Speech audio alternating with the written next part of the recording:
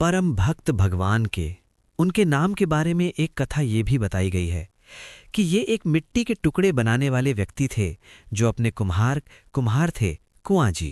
पर उनके नियम इतने थे कि उनकी पत्नी का पेट भर जाए और अगर दो चार माताएं गांव में आ जाएं तो ये प्रसाद पवा के बसा। बस इतना ही नहीं, आज की बेटी ही थीं जो आज भी मशहूर हैं। महात्मा कोई आ जाए तो बस कल की व्यवस्था के ढांचे में आज धन संचन नहीं करते थे। भगवान के मन में आया कि कुआं जी इतने बड़े भक्त हैं, ये यश मुझे ही करना होगा दुनिया में। सोच लो, ठाकुर जी के ध्यान में चले गए। ठाकुर जी ने मन बनाया कि कुआं जी का यश मुझे बताता है। और भगवान ने एक दिन ऐसी लीला की कि कुआं जी महाराज सुबह सुबह टहर के बेकर के पास आए, मिट्टी के, और जिसने धन प्राप्त कर अपनी पत्नी के लिए प्रसाद सिद्ध कर लिया। दो चार महात्माओं ने प्रसाद सिद्ध कर लिए, लेकिन आज दोपहर 2 बजे महात्मा चले गए। ठाकुर जी ऐसी परीक्षा लेते हैं जब ठाकुर जी को परखना हो किसी को भक्त का अनुभव होता है कि नहीं। उसकी ऐसी परिस्थितियां प्रकट होती हैं कि उस परिस्थिति से वो भयभीत हो जाता है, और जैसी व्यक्तिगत चिंता होती है ठाकुर जी समझ जाते हैं कि भाई कच्चा नहीं है। डरा हुआ निरीक्षण से डराए ना, परिस्थिति से डराए ना। 200 वैष्णवों को जैसे अपने द्वार पर देखा, कुआं जी घबराए नहीं। अपनी पत्नी से प्रार्थना करो, देवी आज कितनी बड़ी कृपा करो। आज तक इतने वर्षों में 2 महात्मा 4 महात्मा से अधिक प्रत्येक दिन हमारे द्वार पर नहीं आए, लेकिन आज इतनी बड़ी दुकान, हमारे इतने बड़े गांव में हमारे द्वार पर 200 महात्मा आए। पत्नी ने कहा, आ तो गए, पर मुगल पाएंगे कैसे? बोला कि वो सब व्यवस्था ठाकुर जी देख रहा है, आप तो बस राशक हो। बाकी बोले, महाराज आप लोग आए हैं, अब आप ये भी जानते हैं कि एक परिवार में 200 लोगों की योजना नहीं थी, तो जुड़े रुक रुक कर प्रस्तुति। मैं जाऊं बाजार से कुछ ले आऊं सामग्री, तब तक आप स्नान ध्यान साध्य वंदन करो और पत्नी भव्य प्रसादी बनाएगी, फिर आप लोग पेज। कुआं जी महाराज तुरंत घर से निकल कर गए। जो नगर सेठ थे उनके पास गए और नगर सेठ जी ने मुझसे कहा था कि आपने मुझसे कुछ याचिकाएं दे दी हैं, तो मैं आपसे पहले ही बता दूं कि 200 लोगों को प्रसाद देना चाहिए। दे रहे हो हमको, एक तो हमसे पैसा मांग रहे, ऊपर से कह रहे हो मैं वापस नहीं पाऊंगा, ऊपर से कहो कि नहीं दिया तो मैं प्राण त्यागता हूं। तो कुआं जी कहते हैं कि पैसे चुकाने का एक और रास्ता है। बोले, क्या? आप अपने घर में कोई काम करवाएं, मेरे लिए 200 मजदूरों को प्रसाद पवाने के लिए धन दे दीजिए। श्रमित कर सेवा में आपके यहाँ पर धन नहीं लौटा पाऊंगा। तो सेठ जी मन गए। सेठ जी ने कहा, तो फिर ठीक है, एक काम करो। बोले, क्या? हमारे घर में जल की व्यवस्था नहीं है, हमको जल लेने के लिए पोखरा तालाब में जाना है। हमारे घर की बहू बेटी को पीछे कुछ ज़मीन हमारी पेशकश है, तुम वहाँ पर कुआं खोदोगे अकेले, और कुआं खोदकर जल का स्रोत शामिल करो, जब तक नहीं निकल आओ तब तक खोदते रहोगे। कुआं में पानी ऐसे थोड़ा आ जाता है कि 2-4 फीट में आ जाए। शर्त है, तुम और पत्नी तुम ही दोनों कुआं बनाओगे।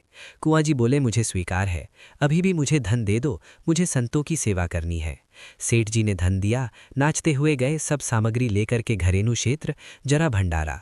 200 महात्माओं को महान मालपुआ खेड़ और सब्जी पूरी आदि सब प्रेम से पावे। पत्नी बोली, आप इतना सामान कहाँ से लेकर आए, कैसे ले आए? बोले, देवी कोई योग्यता की बात नहीं है, इसमें मैं मेहनत करूंगा ना। बोलो, कैसे मेहनत करोगे? बोले, सेठ जी ने कहा है कुआं खोद देना, तो वे यहाँ कुआं खोद देंगे।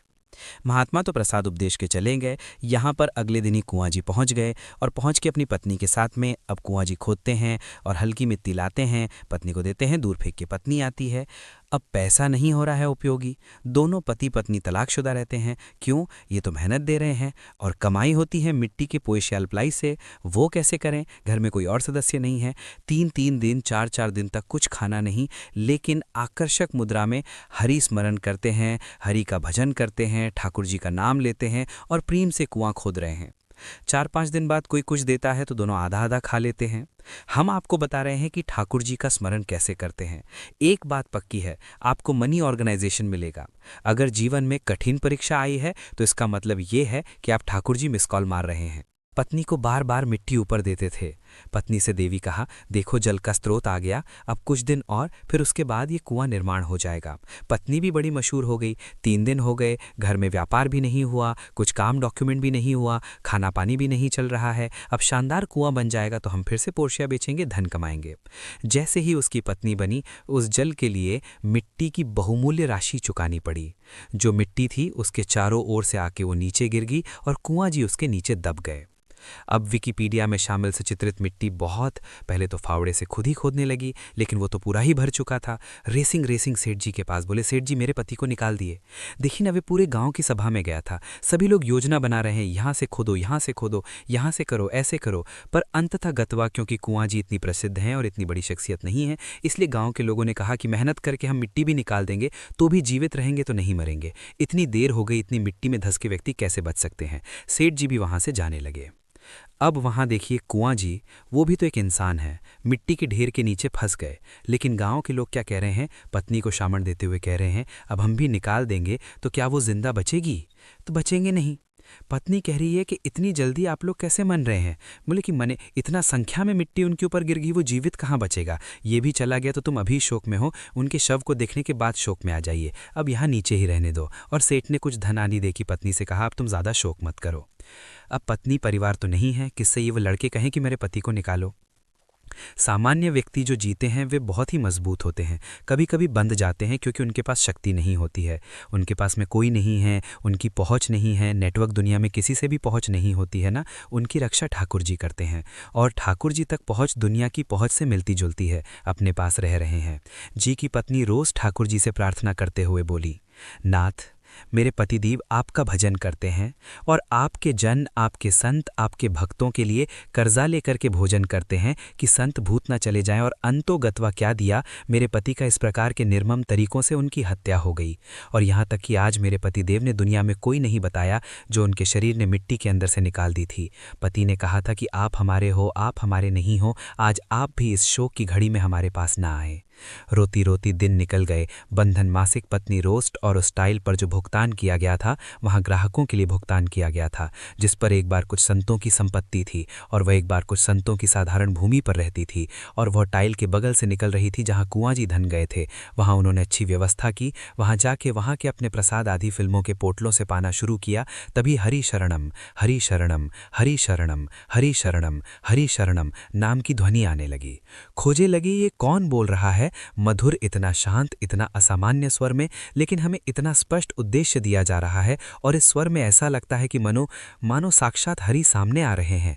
देखते ही देखते कोई बोल रहा है, इधर उधर निर्देशन में शामिल हूं, कहाँ से सुंदर आ रही है, कहाँ से स्वर आ रहा है, लेकिन कहीं कोई प्राप्त नहीं हुआ। उन संतों ने कहा कि कौन बोल रहा है भाई, आकाशवाणी हो रही है क्या? कि उस समय एक महात्मा ने कान बंद कर दिया था उस टाइल में।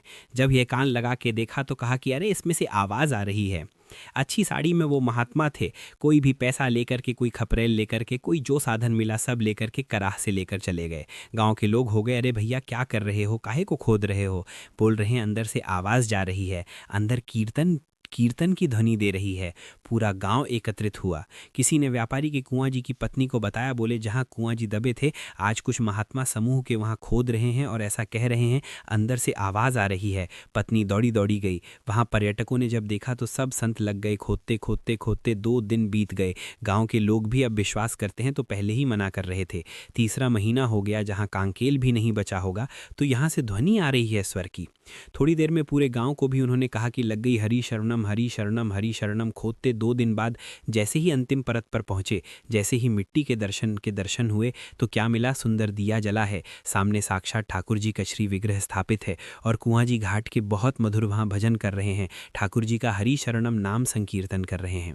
कभी कभी हैंडलेट लेकर के डांस करना शुरू कर दिया जाता है, कभी कभी भी प्रार्थना करना स्वीकार कर लिया जाता है।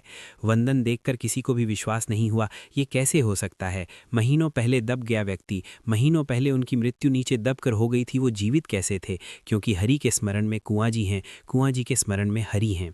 ये पहली बात है। कुआं जी के मन में एक स्थिति ऐसी है कि अब हरि के स्मरण में कुआं जी हैं तो उसकी कालिक जैसी स्थिति आ जाए। हरि के स्मरण में जो खो जाता है तो वो होता है, लेकिन कोई बाल बाका नहीं कर पाता। जीवित कुआं जी वहाँ से निकल कर बाहर आए। अब तो पूरा गांव पूजने लगा, वंदन करने लगा। ठाकुर जी ने अपना यश सिंहासन धारण किया।